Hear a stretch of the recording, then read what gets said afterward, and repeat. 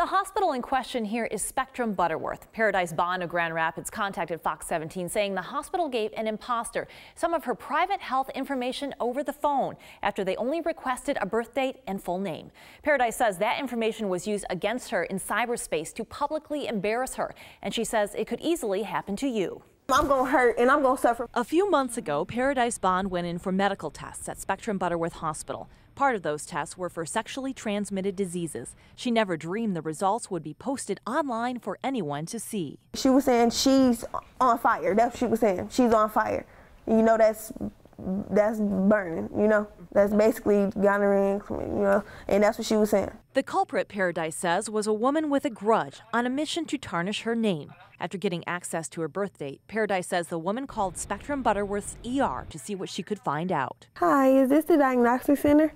Paradise says without her knowledge, Spectrum Butterworth released all of her medical information related to her STD tests to the woman, which she says were immediately posted on numerous social networking sites, including Twitter and Pinterest. This was one of those posts she wrote about on Instagram, talking about her medical paperwork, saying to Paradise, "You're on fire and mad because I told the whole world now." Imagine if right now somebody is slandering your name like that, and not only just slandering your name, they got information from your doctor that's accurate. You know what I'm saying? Like, and it's not nothing that you could do about it. Spectrum Senior Patient Relations Coordinator Kelly Keenan did send Paradise a letter saying, quote, "I sincerely apologize for what you experienced." But Keenan says the employee did nothing wrong in releasing the information because it is the hospital's policy to give out info with only a birth date and name. Keenan also says the hospital did not violate the Hippa law.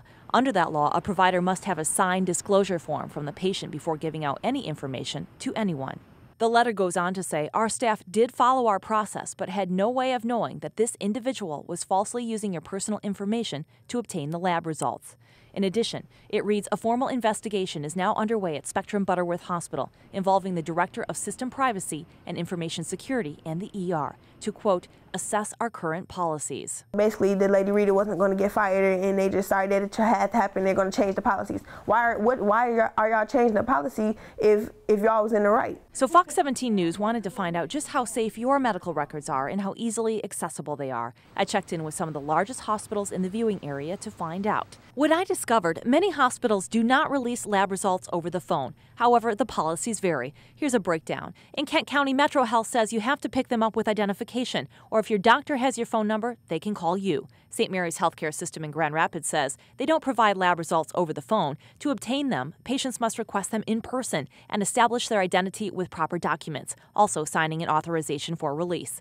At Mercy Health in Muskegon, policy states patients must present in person or can work with their providers to get lab results. Holland Hospital says they do not share lab results over the phone. The Bronson Healthcare Group in Kalamazoo says patients with normal testing results may be notified by mail, telephone, MyChart, or in person within 5 business days, but no clinical information is left on an answering machine. Their phone policy is similar to Spectrum's in that they would release information with just a name and birth date. Spectrum didn't want to go on camera to answer our questions about the investigation, but did send me this response, saying patient privacy is important to Spectrum Health.